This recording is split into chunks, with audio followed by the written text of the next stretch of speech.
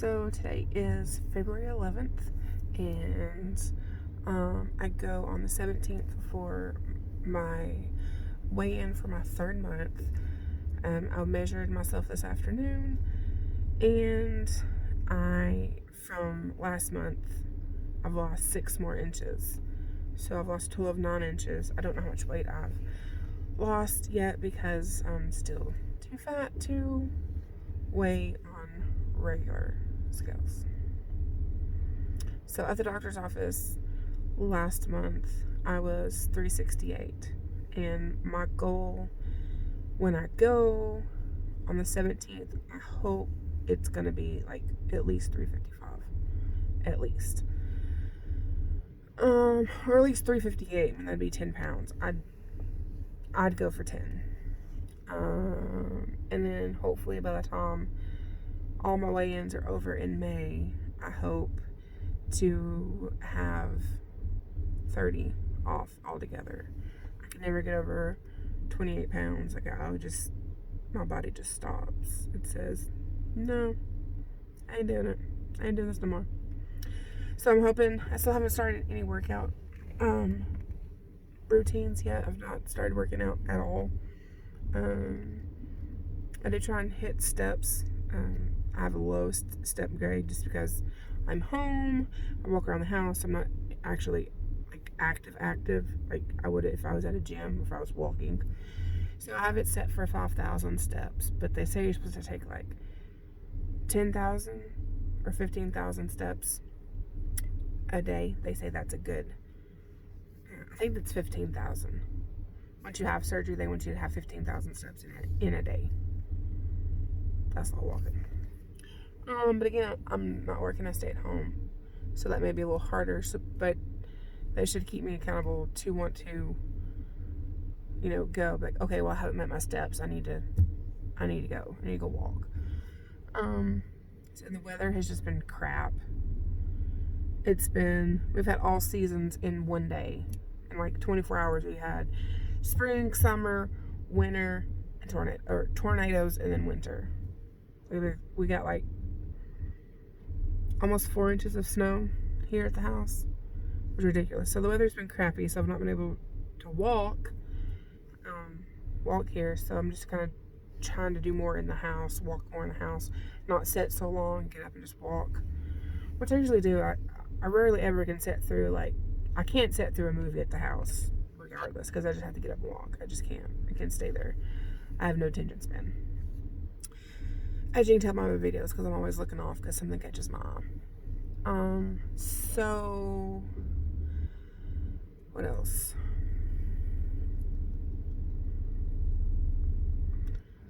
Like the last week and a half has been crappy. It's just been crappy, so I've not ate the best. Some days I went over 2,000 calories. Sometimes I wasn't quite that much, but I do try and stay under 1,100 calories myself. No one told me how to do that. That's just what I'm doing myself. I was doing really good at that. There's some times when I just want something good, what I think is good. Sometimes I just want to eat and not be mindful. I want to eat and just not count it, not track it, whatever, log it. I don't want to do any of it. I just want to eat it because I like it. But for the most part, I've done fairly well on it. Obviously, because I've lost 6 inches. And that's not in one consecutive place. That's like throughout. That's measuring neck, biceps, breast, waist, or bust, waist, stomach, hips, thighs, and calves. So like all over. It's not just one specific area that I'm losing more in. However, I don't think my hips are not moving. They're not going anywhere right now. I usually always lose it first in in the midriff section. That's usually where I can tell it more in my waist than I can anywhere else first. And sometimes my arms. So it's just been challenging, and I haven't done a video for documentation, just for future purposes, so I can look back and see how miserable I look and feel. And I'm ready for surgery. I really am. It's gonna be a lot of hard work. I know it is. It's not gonna be easy. It's gonna be a huge life change. But I'm ready. Like, I think I'm mentally ready for it. I don't know if I'm emotionally ready for it. I have no idea. But I'm ready. Because, like I said, some days I just want to eat. I just want to eat. But then there are other days where I'm just like, I'm so sick of food. If I see anything to eat, I'm going to punch something. Like, I just get so mad at it. Like, I just don't want any of it. Because it's frustrating. Because I am so big, and because food was an addiction for me. Is an addiction for me. And it's taken me a long time to admit it. A long time to actually see it. And it sucks. It just sucks. So I completely understand why they give you 6 months before they, pretty much say, okay, you can have, you're approved for surgery or whatnot. Because it's mentally and physically, emotionally challenging. And I'm not through the emotion part of it. Because I hate food. Like, I hate food because I used to love it so much, and now I'm trying to hate it, so I don't want it so much, because I don't want to think about it 24/7. I think my biggest problem is I was a stress eater, and a social eater, and portion control. I think are my 3 biggest things.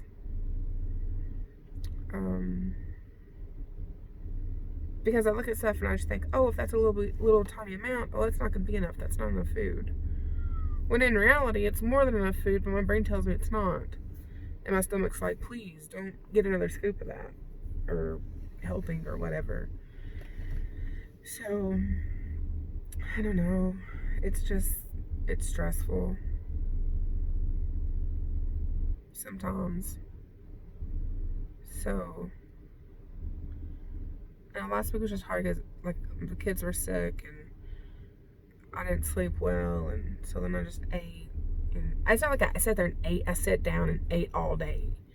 It's that when I ate, it wasn't good choices. It's not that I sat there and binged eat and watch TV. That's not what it was at all. It's just I didn't make good choices when I ate. So when I say I just ate, it's because I ate bad stuff. Like stuff that wasn't good for me. I've done really good, and I hadn't had any sweets or anything. And then I've had sweet tea, and I've had cookies. I've had ice cream. Like, I just was like, what? No, and I know that I can't have that. Like, and I know I don't have the surgery yet, so technically I could if I wanted to. But I'm trying to train my body now so it can be prepared for all of this. And, like, mentally prepare myself that that's not okay. You can't eat that. Once you have surgery, if you ate that entire thing, you would be sicker than a dog. And you deserve every right to be sick because you're stupid. Because you know you can't have that. Like, everybody says, oh, it's moderation. And it really is. There's stuff, you can have certain things, but it's moderation. My brain doesn't know moderation. It doesn't know small portions.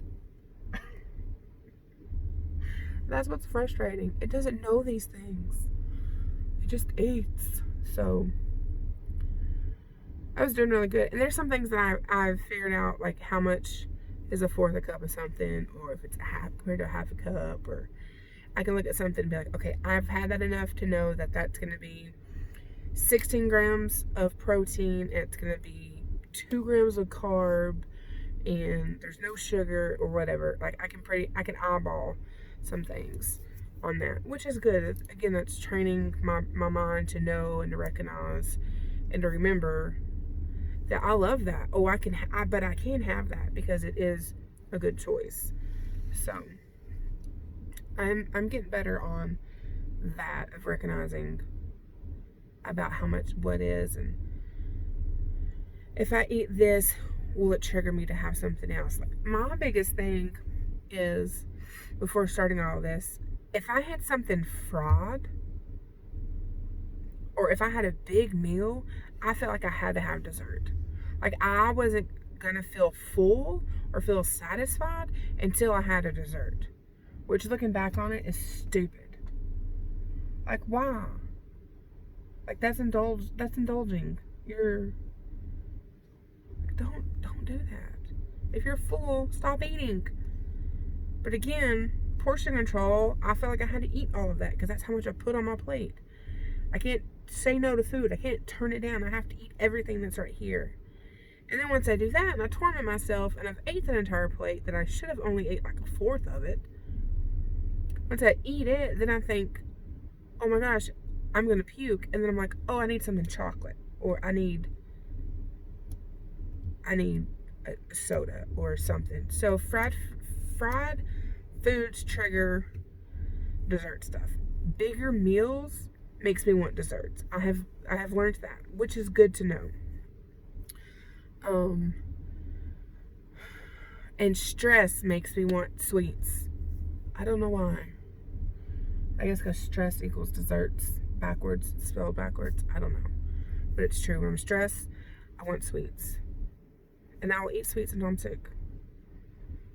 Like, fried foods now bother me since I had a really bad gallbladder flare up last year. So my gallbladder works the first half of the gallbladder's job, but it's the last part that the gallbladder is supposed to filter out. It takes too long to filter it, so it just sits there. That's why I had all these belly aches and stomach loss or whatever.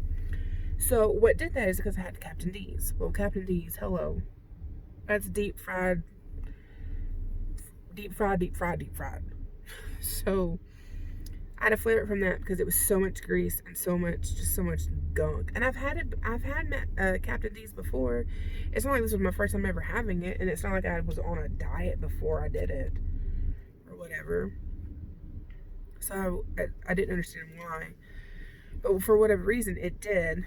So it messed up my gallbladder. So now, since I've had that last year, I guess it was about April of last year when I had that. That has helped me not want as much fried foods because I'm afraid it's going to happen again. So now that I've been watching what I've really been watching, I've been eating since like the end of December. If I eat something fried, like I'll take a bite of it, I'm like, ugh, oh my gosh, I can't have that. Anything that's greasy, now I'm like, nope, because I've not been eating it for over a month. I don't, because I really started watching this in the middle of January to now. Like the 16th of January is when I really started watching what I was eating, and I started all my vitamins and everything to prep my body for this.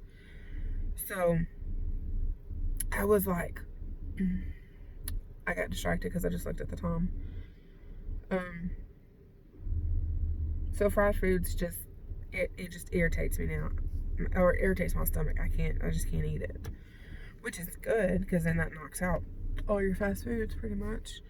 I had a slice of, I didn't eat the pizza, but I took the pepperoni off of it and some sausage, and then ate some cheese. Not even 2 minutes after I had ate that, my stomach was like, no, you did not just give me a bunch of grease.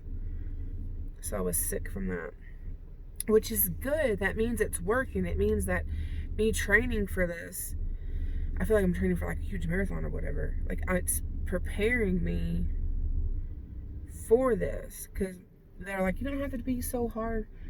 You know, you can have this or you can have that. I'm thinking, no, I can't, because when you're addicted to it, you can't tell an addict that you can have a little bit of it. You just can't have a whole lot at one time. No, you have to stop it cold turkey. You can't just, or me, I just can't, I couldn't just stop cold turkey. I'd like gradually take things away from me. because I know I can't handle it. When it comes to food, I'm not strong enough to handle that. I have to cut it out completely and say, no, that's bad. I have to have a bad relationship with it first, and I have to hate it until I can get to the point to where I'm strong enough and I can be like, no, I don't need that. I don't want a bite of that. Or when time comes and I do want a bite of it, I know that I can literally have a bite and I'm satisfied and I'm good with that, versus me taking a bite and continue to take a bite and continue taking a bite, and next thing you know, I've had 5 chocolate chip cookies or a half a pie or whatever, because you've like done it all day long. So I don't know, I guess I'm just rambling now. So I'm just learning things that are triggering old habits, and it's a learning process. It's a huge learning process. I've watched so many YouTube videos and whatnot over this. I've done so much research and hearing other people's story, and not everybody's the same. You know, nobody has the same story. You're not going to have the same results. You're not going to have the same issues that everybody has. I'm just kind of doing this for my own sake, so I can go back and watch these videos a year from now and be like, look how miserable you were. And yeah, look how much you've learned since then. You've learned a lot. You've grown. You're a da-da-da-da-da. So that's really just for my accountability, and I guess my therapy sessions too.